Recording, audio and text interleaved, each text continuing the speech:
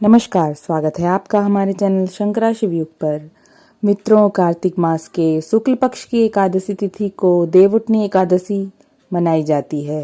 साल 2023 में देवउठनी एकादशी का व्रत किस दिन रखा जाएगा, एकादशी तिथि कब से प्रारंभ हो रही है, कब समाप्त हो रही है, पारण का समय क्या रहेगा, देवउठनी एकादशी का महत्व और पूजा विधि, इस वीडियो में मैं आपको इसके बारे में बताऊंगी। तो वीडियो स्टार्ट करने से पहले अगर आप हमारे चैनल पर नए आए हैं तो कृपया चैनल को लाइक, सब्सक्राइब और शेयर जरूर करिए और बेल आइकन जरूर दबाइए ताकि आगे आने वाली वीडियो से संबंधित नोटिफिकेशन आपको मिलती रहे।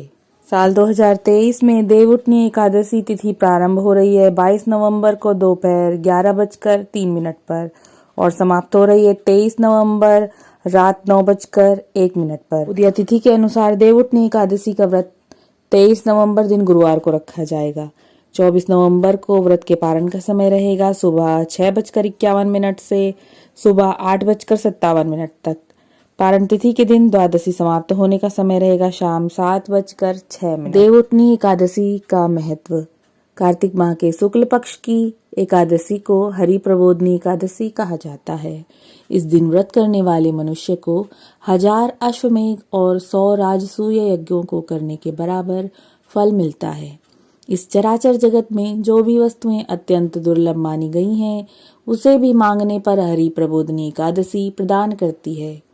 देव ऋषि नारद जी की जिज्ञासा शांत करते हुए ब्रह्मा जी कहते हैं कि हे पुत्र, मनुष्य के द्वारा किए हुए मेरु पर्वत के समान बड़े बड़े पापों को भी ये एकादशी एक ही उपवास से भस्म कर डालती है।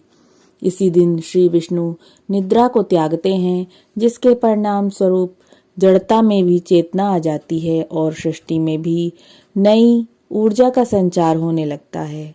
देवताओं में भी सृष्टि को सुचारू रूप से चलाने की नूतन शक्ति आ जाती है। इसी व्रत का महात्म्य बतलाते हुए श्री महादेव जी भी कार्तिकेय से कहते हैं कि हे व्रतधारियों में श्रेष्ठ कार्तिकेय, जो पुरुष कार्तिक मास की स्थिति से अंतिम 5 दिनों में ओम नमो नारायणाय इस मंत्र के द्वारा श्री हरि का पूजन अर्चन करता है, वह समस्त नरक के दुखों से छुटकारा पाकर आनंदमय पद को प्राप्त होता है। इस व्रत को भीष्म जी ने भगवान वासुदेव से प्राप्त किया था, इसलिए इस व्रत को भीष्म पंचक नाम से भी जाना जाता है। देवउठनी एकादशी व्रत की पूजा विधि। सुबह जल्दी उठकर स्नान आदि से निवृत्त हो घर के मंदिर की साफ सफाई कर मंदिर में दीप प्रज्वलित कर भगवान विष्णु के सामने व्रत का संकल्प लें। भगवान विष्णु का गंगा जल से अभिषेक करें। भगवान विष्णु को पुष्प और तुलसी दल अर्पित करें। अगर संभव हो तो इस दिन व्रत अवश्य करें। देवउठनी एकादशी के दिन तुलसी विवाह भी होता है।